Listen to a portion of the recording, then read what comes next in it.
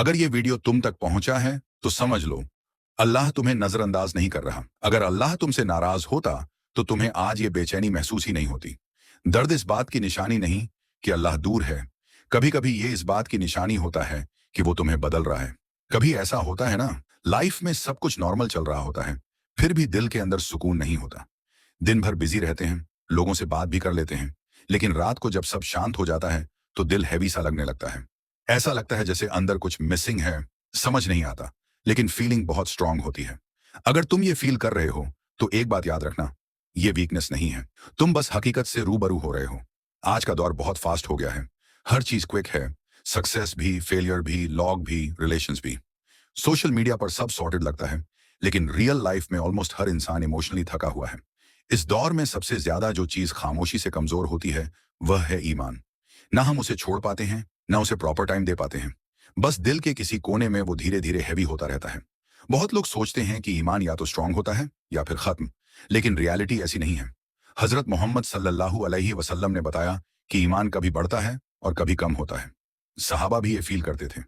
जब ईमान हल्का होता है तो इंसान लापरवाह हो जाता है, और जब ईमान भारी होता है तो इंसान बेचैन हो जाता है।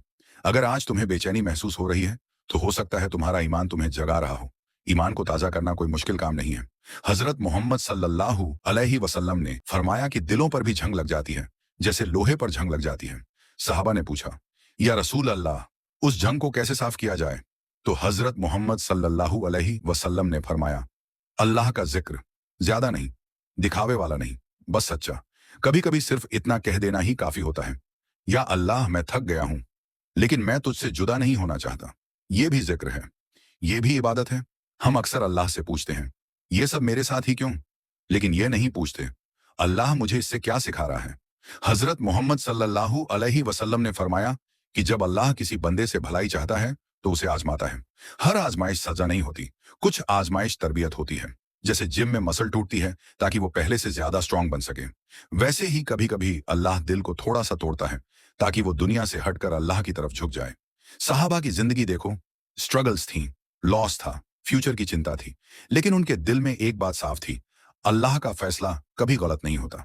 हजरत अली रजी अल्लाहु अन्हु कहा करते थे कि जब मुसीबत आए तो पहले ये देखो कि अल्लाह तुम्हारे करीब है या नहीं। अगर अल्लाह करीब है तो डर की कोई वजह नहीं रहती। अल्लाह हर किसी को नहीं आजमाता, वो सिर्फ उसी को आजमाता है जिसे वो आगे बढ़ाना चाहता है, जिसे वो मजबूत बनाना चाहता है। हर दर्द आंसुओं के साथ नहीं आता, कुछ दर्द खामोशी से आता है। जब तुम काम कर रहे होते हो, लोगों के साथ हंस भी रहे होते हो, लेकिन अंदर से थोड़ा थोड़ा टूट चुके होते हो। हजरत मोहम्मद सल्लल्लाहु अलैहि वसल्लम ने फरमाया कि मोमिन को जो भी तकलीफ पहुंचती है, अल्लाह उसके जरिए उसके गुनाह माफ कर देता है।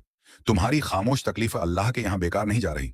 कुरान में अल्लाह साफ तौर पर फरमाता है, ऐ मेरे बंदों, जिन्होंने अपनी जानों पर ज्यादती कर ली है, अल्लाह की रहमत से मायूस मत हो, यकीनन अल्लाह सारे गुनाह माफ कर देता है। यह आयत सिर्फ गुनहगारों के लिए नहीं है, ये हर उस दिल के लिए है जो थक चुका है, जो टूट चुका है, और जो अंदर ही अंदर लड़ रहा है।